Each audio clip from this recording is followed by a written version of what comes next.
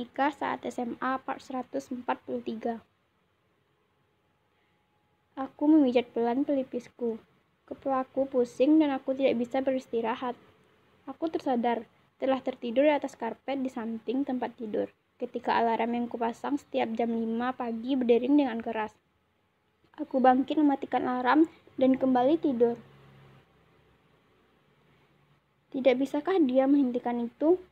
Bahuku diguncang beberapa kali, dan samar-samar aku mendengar suara mama. Tanpa sadar, aku mengeluh. Guncangan di bahuku semakin keras.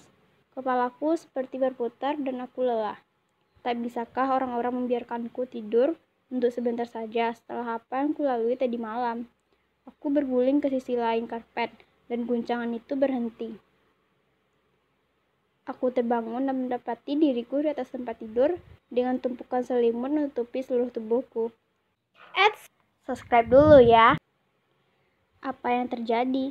Bajuku basah dengan keringat, tapi aku sama sekali tidak merasa kepanasan. Kejadian kemarin muncul di ingatanku dan aku menghela nafas. Aku tahu aku sakit dan itu tidak menyenangkan. Tentu saja, tapi aku tidak tahu akan seburuk ini. Setelah berganti baju, menyikat gigi dan mencuci muka, aku turun ke bawah. Hai, sapa mama ketika aku memasuki dapur. Hai, aku menyapa balik sambil tersenyum kecil. Aku duduk di kursi terdekat dan memperhatikan mama. Kulihat ia sedang memasak pancake, tapi aku benar-benar tak bernafsu makan saat ini. Sayang sekali. Mama sudah selesai masak dan menempatkan segalanya di bak cuci piring. Ia mengelap tangannya lalu duduk di hadapanku. Jadi ada apa? Dan jangan bilang kamu salah makan, karena mama tahu perbedaan antara putri mama yang sakit dengan yang sekedar salah makan. Masuk angin, jawabku singkat. That bad? Tanya mama lagi. Aku mengendikkan bahu. Well, mama menyimpulkan dari kamu yang tertidur di karpet dan lampu kamar mandi kamu yang menyala. Sakit kamu parah kali ini. Mama kan tahu sendiri, itu cuma masuk angin biasa. Aku mencoba memberi pembelaan. Oke, kita sudah tinggal sama-sama dari kamu belum lahir.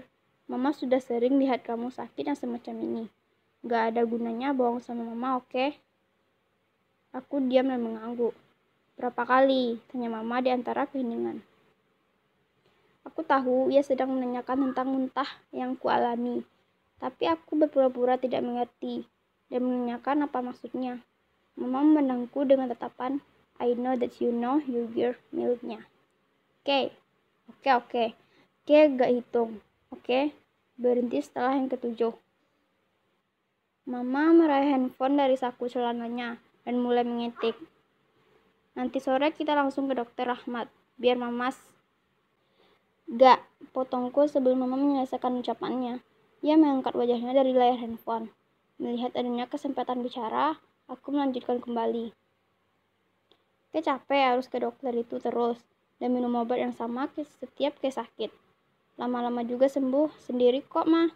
Ini kan juga liburan, gak enak kalau minta tolong dokter Rahmadi terus. Please, tambahku lagi. Mama berdiri dan menaruh piring berisi pancake di hadapanku. Kamu makan ini dulu, sambil mama bikinin teh hangat. Eat yes. Aku bersorak dalam hati. Skip. Selesai menghabiskan satu pancake dan minuman teh hangat, aku muntah lagi. Sejujurnya, aku sudah lelah dengan semua ini. Kerongkonganku terasa panas karena terlalu sering muntah. Mulutku pun terasa asam. Aku merasa aku bisa muntah hanya karena rasa asam di mulutku. Akibatnya, aku harus berulang kali menggunakan pencuci mulut untuk menghilangkan rasanya. Mama terus berada di sampingku sejak aku bangun. Ia memijat belakang leherku selama aku muntah. Ia bahkan beberapa kali membuatkan teh hangat. Karena itu hanya satu-satunya cara membuat tubuhku tetap hangat. Ia tahu aku benci bau minyak kayu putih di saat aku terus berkeringat dingin. Setelah memberitahu mama, aku akan istirahat. Aku pergi ke kamarku, memutuskan untuk tidak menyalakan AC. Aku berbaring di atas tempat tidur dan mulai menyelimuti tubuhku dengan selimut. Suatu getaran muncul dari atas meja membuatku menoleh. Aku meraih handphoneku dan mengecek satu persatu notifikasinya. Ada beberapa pesan dari Anne, mengingatkanku tentang rencana kami hari ini. Oh sial, aku lupa ini tanggal 31 Desember. Aku mengutuk kesialanku untuk sakit di malam tahun baru. Setiap tahun aku dan Anne selalu membuat rencana, menghabiskan tahun baru kami dengan berada di luar entah berkeliling di jalanan sepanjang hari, membuat acara bakar-bakar di halaman, mengikuti festival tahun baru, pergi ke pantai hingga tepat jam 00. Lalu setelah itu kami akan pulang dan menonton film berdua hingga pagi, lalu tidur. Hal itu kami lakukan bergantian. Kadang ia yang menginap di rumahku, kadang sebaliknya. Tahun ini, giliran Anne sebagai tuan rumah. Kami sudah merencanakannya dari bulan lalu. Kali ini kami akan menonton kembang api dari tengah kota. Menurut rumor yang beredar, mereka akan melakukan pesta kembang api sepanjang 15 menit penuh tahun ini. Membeli makanan pinggir jalan yang dijual selama festival, lalu pulang ke rumah Anne dan melakukan maraton film. Aku dan Anne bahkan sudah memilih film apa saja yang akan kami tonton. Dari 365 hari, kenapa harus di malam tahun baru aku terkena sakit seperti ini?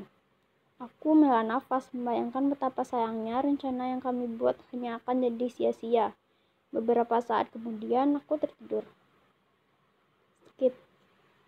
Aku terbangun dari tidurku dan berlari ke kamar mandi. Lagi-lagi karena sakit perut yang menjengkelkan. Aku selalu tersengal setiap kali selesai muntah. Mataku juga kadang berair. Aku juga tidak tahu apa penyebabnya. Nanti akan kutanyakan pada guru biologi di sekolah ketika kami bahas bab pencernaan. Tapi apa bab pencernaan ada di pelajaran kelas 1? Kenapa aku jadi memikirkan ini? Tanya aku dalam hati sambil memijat geningku. Aku bersandar di dinding kamar mandi hingga nafasku kembali normal, lalu mencuci tangan. Aku turun ke bawah karena merasa haus dan malah menemukan Anne sedang mengobrol dengan Mama di ruang tengah. Mereka menyadari kehadiranku, dan Anne kembali melambaikan tangannya. Aku tersenyum tipis dan mengenakan selimut yang melingkar di tubuhku. Sebelum menghampiri mereka, aku memutuskan untuk minum terlebih dahulu. Saat aku kembali, Mama sudah tidak lagi ada di sana. Hai, sapa Anne melihatku. Hai, aku duduk di tempat Mama duduk tadi. Ternyata lo beneran sakit ya, kata Anne memulai pembicaraan. Aku mengangguk kecil. Gak nyangka juga, kenapa harus kenanya harus di hari ini. Dari semua hari di tahun ini, lanjut Anne, ia tak percaya. Ia terlihat memikirkan sesuatu. Gue tahu, ini pasti gara-gara lo banyak dosa di tahun ini, Ke. Anne menatapku dengan pandang serius. Aku menendang kakinya. Sialan lo. Anne menyeringai melihat reaksiku. Seakan tendanganku tadi tidak memberi efek apa-apa padanya. Lemah biar sakit, masih bisa aja nendang-tendang gue. Lo aja yang gak tahu kekuatan gue yang sesungguhnya. Maaf ya, Ne, kataku tiba-tiba. Santai aja kali, lo kan bukannya gak mau, tapi emang gak bisa. Anne memberiku senyuman kecil. Yah, sayang aja nih, kita udah nunggu banget hari ini, tapi malah batal. Aku tersenyum sedih. Udah lah, Ke, gak kayak lo banget nih kalau sedih-sedihan. Siapa bilang gue sedih? Gue tuh prihatin ngeliat lo habisin tahun baru sendirian. Jiwa lo yang udah sana sepi tambah hampa kalau gak ada gua. Balasku bercanda. Aneh melototku. Tolong nih, lo harus jadi sama gue. Meskipun gue gak ada, lo jangan sampai depresi dan alay lo. Aneh memotong kata-kataku sambil melempar salah satu bantal. Aku dan Aneh berakhir di kamarku. Kami duduk di atas tempat tidur dan menonton film. Anne memutuskan untuk memajukan acara tahun baru kami. Ia membawa semua kaset film yang rencananya akan kami tonton setelah acara kembang api. Di hadapan kami ada beberapa cemilan dan 12 minuman. Teh hangat untukku dan soda untuknya. Menonton film dengan Anne selalu menyenangkan. Kami suka mengomentari bagi-bagian di film dan tertawa melihatnya. Meskipun itu merupakan bagian yang tidak lucu sama sekali. Aku benar-benar menikmati semuanya. Sampai tiba-tiba aku merasa ingin muntah. Aku berjalan ke kamar mandi dengan normal.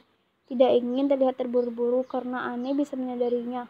Aku hanya tidak mau dia melihatku dalam keadaan menyedihkan seperti ini. Sepertinya aku terlalu bertingkah dramatis.